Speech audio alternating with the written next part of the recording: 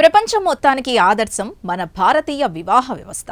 ఒకసారి 3 ముళ్ళు 7 అడుగులు కలిసి వేసిన జంట మనసా వాచా ఒకటిగా జీవిత ప్రయాణాన్ని మొదలుపెడుతుంది.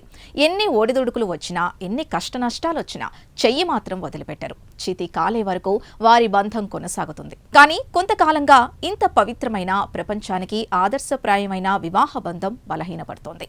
అక్రమ సంబంధాలు ఓవైపు మన వివాహ వ్యవస్థకు చెదపట్టినట్లు పడితే, మరోవైపు పాశ్చాత్య పోకడలకు పోతున్న యువత పెళ్లి బంధం ప్రాముఖ్యతను తెలుసుకోలేకపోతోంది. దీంతో చిన్న చిన్న గొడవలకే బంధాన్ని తెంచుకుంటోంది.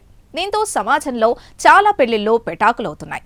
ఓర్పు సహనంతో పాటు అండర్స్టాండింగ్, అడ్జస్ట్మెంట్తో ఒడిదుడుకులకు ఎదుర్కొంటూ పోవాల్సిన భార్యాభర్తలు విడిపోవడమే సమస్యకు సమాధానంగా భావిస్తూ చిన్న చిన్న వాటికే డైవర్స్ తీసుకుంటున్నారు.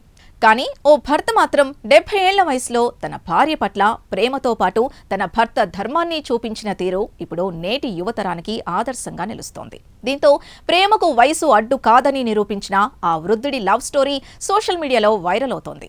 మరి 70 ఏళ్ల రిక్షా కార్మికుడి ప్రేమ గాథలోకి ఎంటర్ అవుదాం. ఇది ఒడిశాలోని సంబల్పూర్ జిల్లా మోదీపడ గ్రామానికి చెందిన బాబు లోహార్ అనే 70 ఏళ్ల రిక్షా కార్మికుడి ప్రేమ గాథ. తనకు ఊహ తెలిసినప్పటి నుంచి రిక్షాయే అతడి జీవితం. రిక్షా నడుపుతూనే తన బాధ్యతల్ని నిర్వర్తిస్తున్నాడు. ఇక పెళ్లైన తరువాత రిక్షాతో పాటు జ్యోతి ఆయన జీవితమైంది. దీంతో రిక్షాతో పాటు తన భార్య జ్యోతికి ఏవైనా అతడు తట్టుకోలేడు. 70 ఏళ్ల వయసులో కాయకష్టం చేస్తూ కుటుంబాన్ని పోషిస్తున్నాడు. అయితే గతేడాది నవంబర్లో ఆయన భార్య జ్యోతికి పక్షవాతం రావడంతో ఆయన జీవితం తలకిందులైంది. కళ్ల ముందు భార్య పక్షవాతంతో బాధపడటాన్ని చూడలేకపోయాడు. మరోవైపు ఊర్లోని వైద్యులు ఆమెను కటక్లోని ఎస్సీబీ ప్రభుత్వ ఆసుపత్రికి తీసుకెళ్లాలని సూచించారు. అయితే సంబల్పూర్ నుండి కటక్కు దాదాపు 300 కిలోమీటర్ల దూరం. భార్యను అక్కడికి అంబులెన్స్ లేదా ప్రైవేట్ వాహనాన్ని అద్దెకు తీసుకుని వెళ్ళాలి. కానీ బాబు లోహర్కు అంత ఆర్థిక స్తోమత లేదు. కానీ తన భార్యను ఎలాగైనా కాపాడుకోవాలి అనుకున్న తపన అతనికుంది. దీంతో తనకున్న ఏకైక ఆస్తైన రిక్షానే నమ్ముకున్నాడు. దాన్ని అంబులెన్స్గా మార్చాడు. ఇంట్లో ఉన్న పాత పరుపుల్ని రిక్షాలో పరిచి భార్యను అందులో జాగ్రత్తగా ఏ ఇబ్బంది లేకుండా పడుకోబెట్టాడు. ఏమాత్రం ఆలస్యం చేయకుండా, ఎముకలు కొరికే చలిని కూడా లెక్క చేయకుండా తన ప్రయాణాన్ని మొదలుపెట్టాడు. తన గమ్యం 300 కిలోమీటర్లు.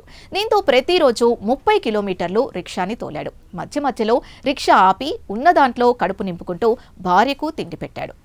రాత్రుల్లో రోడ్డు పక్కన ఉన్న షాపుల దగ్గర తలదాచుకుని రెస్ట్ తీసుకునేవాడు. అలా 1 కాదు 2 కాదు 9 రోజుల పాటు బాబు లోహర్ యాత్ర కొనసాగింది.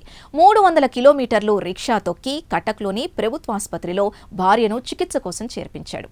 ఆసుపత్రిలో 2 నెలల పాటు భార్యకు చికిత్స అందించగా అక్కడి నుండి ఆమెకు సపర్యలు చేశాడు. ఉన్నది తిని ఆసుపత్రి ఆవరణలో పడుకున్నాడు. మొత్తానికి తన భార్య ఆరోగ్యం కొంత కుదుటపడింది.